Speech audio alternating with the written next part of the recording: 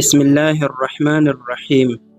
حضرت علی المرتضیٰ رضی اللہ تعالی عنہ، آپ رضی اللہ تعالی عنہ نبی اکرم صلی اللہ علیہ وآلہ وسلم کے چچا زاد، داماد، اسلام کے چوتھے خلیفہ، بچوں میں سب سے پہلے اسلام لانے والے، سابقین اولین اور عشرہ مبشرہ میں شامل، علم کے دروازے، نہایت ہی بہادر اور صاحب ذوالفقار تھے۔ آپ رضی اللہ تعالی عنہ کے در سے کوئی سائل خالی نہ جاتا۔ آپ رضی اللہ تعالی عنہ نے کبھی کسی بت یا مورتی کو سجدہ نہ کیا۔ آپ رضی اللہ تعالی عنہ کی زبان مبارک سے ہر وقت حق اور حکمت کی باتیں جاری ہوتی تھی۔ حضور صلی اللہ علیہ وآلہ وسلم نے ایک دفعہ آپ رضی اللہ تعالی عنہ کو ابو تراب کہہ کر پکارا۔ اس کے بعد آپ رضی اللہ تعالی عنہ اس کنیت سے مشہور ہوئے۔ حضور صلی اللہ علیہ وآلہ وسلم نے ہجرت والی رات حضرت علی کرم اللہ وجہہ کو اپنے بستر پر سلایا اور اپنی سب سے چھوٹی اور لاڈلی بیٹی خاتون جنت حضرت فاطمۃ الزہرا رضی اللہ تعالی عنہ آپ رضی اللہ تعالی عنہ کو نکاح میں دی۔ آپ رضی اللہ تعالی عنہ حضور صلی اللہ علیہ وآلہ وسلم کے ساتھ غزوات میں شریک ہوتے تھے۔ جنگ بدر میں ولید اور جنگ خیبر میں مرہب آپ رضی اللہ تعالی عنہ ہی کے ہاتھوں مارے گئے۔ آپ رضی اللہ تعالی عنہ نے کوپا کو اپنا دارالخلافہ بنایا اور اس دور میں کئی خانہ جنگیاں دیکھی۔ سیدنا علی رضی اللہ تعالی عنہ سے مروی ہے، وہ کہتے ہیں میں ابھی تک نوعمر ہی تھا کہ رسول اللہ صلی اللہ علیہ وآلہ وسلم نے مجھے یمن کی طرف بھیج دیا۔ میں نے کہا آپ مجھے ایسے لوگوں کی طرف روانہ کر رہے ہیں جن کے مابین جھگڑے ہوں گے اور میں تو فیصلے کرنے کا علم نہیں رکھتا۔ آپ صلی اللہ علیہ وآلہ وسلم نے فرمایا اللہ تعالیٰ تمہاری زبان کو درست اور دل کو مضبوط رکھے گا۔ سیدنا علی رضی اللہ عنہ کہتے ہیں اس کے بعد مجھے دو آدمیوں کے درمیان فیصلہ کرنے میں کبھی تردد نہیں ہوا۔ ابو حازم نے کہا مجھے حضرت سہل بن سعد رضی اللہ تعالی عنہ نے بتایا کہ خیبر کے دن رسول اللہ صلی اللہ علیہ وآلہ وسلم نے فرمایا میں جھنڈا اس کو دوں گا جس کے ہاتھوں پر اللہ تعالیٰ خیبر فتح کرائے گا۔ وہ اللہ اور اس کے رسول سے محبت کرتا ہے اور اللہ اور اس کا رسول اس سے محبت کرتے ہیں۔ حضرت سہل رضی اللہ عنہ نے فرمایا پھر صحابہ نے یہی کوچتے سوچتے اور باتیں کرتے رات گزاری کہ یہ جھنڈا کس کو عطا ہوگا۔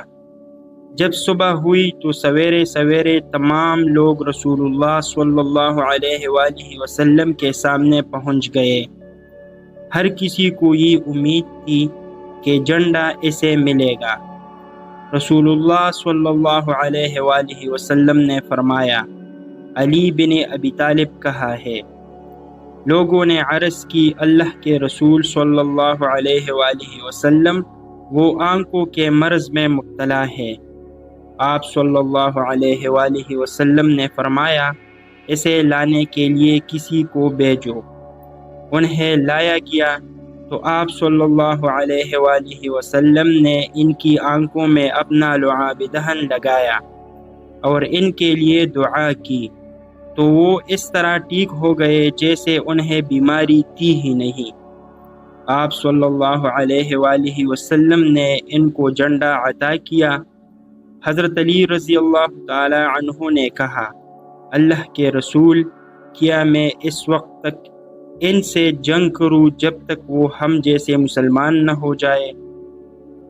آپ صلی اللہ علیہ وآلہ وسلم نے فرمایا تحمل کے ساتھ روانہ ہو جاؤ یہاں تک کہ ان کے گھروں کے سامنے میدان میں پہنچ جاؤ، پھر انہیں اسلام کی دعوت دو اور انہیں بتاؤ کہ اسلام میں ان پر اللہ کے کیا حقوق ہوں گے۔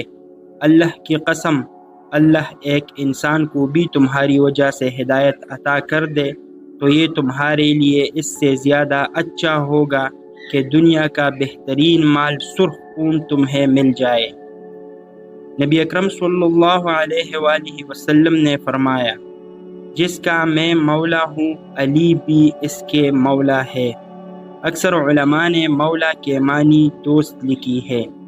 نبی اکرم صلی اللہ علیہ وآلہ وسلم نے علی رضی اللہ عنہ سے فرمایا، تم میرے لیے ایسے ہی ہو جیسے ہارون علیہ السلام موسیٰ علیہ السلام کے لیے تھے، البتہ اتنی بات ضروری ہے کہ میرے بعد کوئی نبی نہیں۔ علی رضی اللہ تعالی عنہ کہتے ہیں کہ نبی اکرم صلی اللہ علیہ وآلہ وسلم نے مجھ سے فرمایا، تم سے صرف مومن ہی محبت کرتا ہے اور منافق ہی بغض رکھتا ہے۔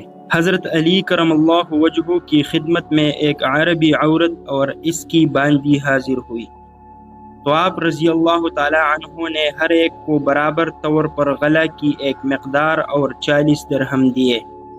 باندی تو اپنا حصہ لے کر خوشی خوشی واپس لوٹ گئی، لیکن وہ عربی عورت واپس نہ لوٹی۔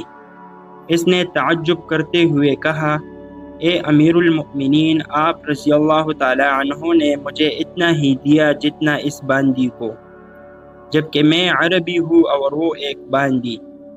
حضرت علی رضی اللہ تعالی عنہ نے جواب دیا کہ میں نے اللہ کی کتاب میں غور کیا تو مجھے اولاد اسماعیل کی اولاد اسحاق پر کوئی فضیلت نظر نہیں آئی، اس لیے میں نے کسی کو ترجیح نہیں دی، برابری کا سلوک کیا۔ ایک دن حضرت علی رضی اللہ تعالی عنہ رسول اللہ صلی اللہ علیہ وآلہ وسلم کی احادیث بیان کر رہے تھے۔ آپ رضی اللہ تعالی عنہ نے ایک حدیث بیان فرمائی تو ایک شخص بولا، آپ جھوٹ کہتے ہیں، ہم نے یہ بات نہیں سنی ہے۔ حضرت علی رضی اللہ تعالی عنہ نے فرمایا کہ میں تیرے خلاف بددعا کرتا ہوں، تو جھوٹا آدمی ہے۔ اس نے مغرور ہو کر کہا، کر لو بددعا۔ حضرت علی رضی اللہ تعالی عنہ نے اس کے خلاف بددعا کی تو وہ آدمی اپنی جگہ سے ابھی اٹھنے نہ پایا تھا کہ اس کی بینائی ختم ہو گئی۔ حضرت علی رضی اللہ تعالی عنہ کی عدالت میں آپ رضی اللہ تعالی عنہ کا ایک محب سیاہ فام کھڑا تھا۔ حضرت علی رضی اللہ تعالی عنہ نے پوچھا، کیا تو نے چوری کی ہے؟ غلام نے پریشانی کی حالت میں جواب دیا کہ جی ہاں۔ امیر المؤمنین حضرت علی رضی اللہ تعالی عنہ نے اس کے ہاتھ کاٹ دیے۔ جب وہ غلام سزا بھگت کر واپس ہوا تو راستے میں اس کی ملاقات حضرت سلمان فارسی رضی اللہ تعالی عنہ اور ابن القوا سے ہوئی۔ ابن القوا نے مذاق اڑاتے ہوئے کہا کہ تیرے ہاتھ کسی نے کاٹے ہیں؟ غلام نے کہا کہ امیر المؤمنین علی بن ابی طالب رضی اللہ تعالی عنہ نے۔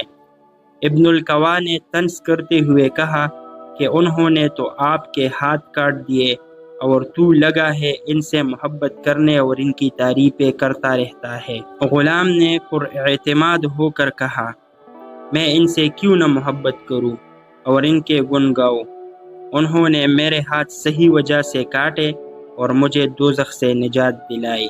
جب ابن ملجم نے حضرت علی رضی اللہ تعالی عنہ کو زخمی کر دیا اور آپ رضی اللہ تعالی عنہ بستر پر لیٹے ہوئے تھے تو ایک دن آپ رضی اللہ تعالی عنہ کے بیٹے حضرت حسن رضی اللہ تعالی عنہ روتے ہوئے آئے۔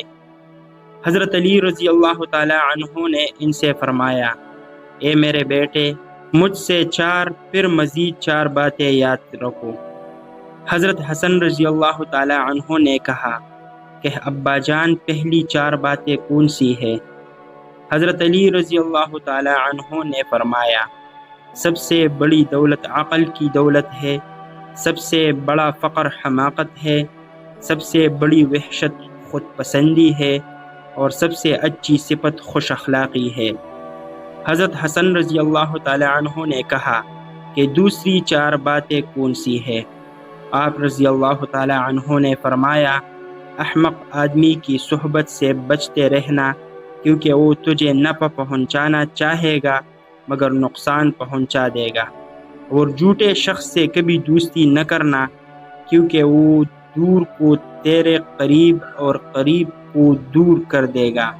اور بخیل آدمی سے بھی بچنا، کیونکہ تو اس کا اتنا حاجت مند نہیں ہوگا جتنا وہ تیرا حاجت مند ہوگا، اور وہ تجھے چھوڑ کر بیٹھ جائے گا۔ اور برے آدمی کی صحبت بھی اختیار نہ کرنا، کیونکہ وہ تجھے چند پیسوں کے عوض سے بیچ دے گا۔ آپ رضی اللہ تعالی عنہ 21 رمضان المبارک کو شہید ہو کر خالق حقیقی سے جا ملے۔ سبحان اللہ۔